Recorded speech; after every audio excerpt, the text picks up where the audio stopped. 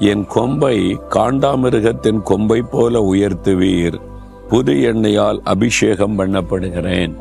ஒரு தேவ மனுஷன் சொல்லுகிறார், தேவனே, என் கொம்பை காண்டாமிருகத்தின் கொம்பை போல உயர்த்துவீர்.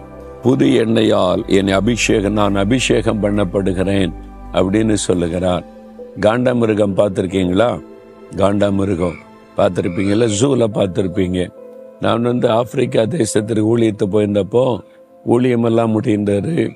அப்போ நான் சொன்னேன், இங்கே காட்டில் உள்ள மிருகங்களை பார்க்க முடியுமாமே, நேரில் போய் காட்டுங்கன்னு சொல்லி எங்களை அழைச்சிட்டு போனாங்க. அவன் போனது பிக் 5ன்னு சொல்கிறாங்க. காண்டாமிருகம், அதாவது ஆப்பிரிக்கா யானை, சிங்கம், அப்புறம் சிறுத்தை, அப்புறம் பைசன், பெரிய காட்டெருமை இருக்குல்ல, அதெல்லாம் பிரம்மாண்டமாக இருக்குது. அது பிக் 5 பெருசு அப்படின்னு சொல்கிறாங்க.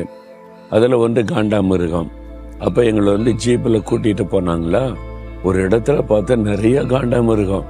இந்த காட்டுக்குள்ளே நேரடியாக பார்க்கும்போது ரொம்ப மகிழ்ச்சியாக இருக்குல்ல, த்ரில்லிங்காக இருக்கும்ல. ஜூவில் ஒரு கூண்டுக்குள்ளே பார்க்கறது வேற, காட்டுக்குள்ளே நடமாடும் போது பார்க்கறது வேற. அதோடைய உருவம் பார்த்தீங்கன்னா அவ்வளோ பெருசாக இருக்குது.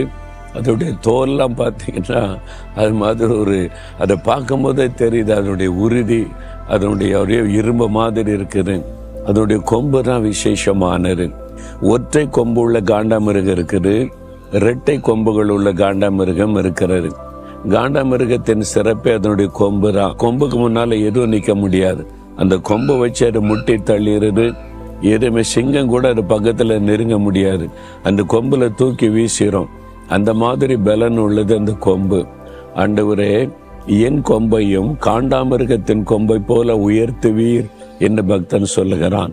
அப்போ ஒரு பலன், ஒரு வல்லமை, ஆண்டவர் என்னை நீர் உயர்த்துவீர் என்பதாக நீங்கள் அப்படி ஜெபம் பண்ணினா தேவன் அந்த பலனை தருவார். எப்படி தருவார்? உம்முடைய அந்த அபிஷேகம், பார்த்தீங்களா, புது எண்ணெயால் அபிஷேகம் பண்ணப்படுகிறேன். அந்த அபிஷேகம்தான் அந்த கொம்பு, அந்த அபிஷேகம்தான் நம்முடைய பலன்.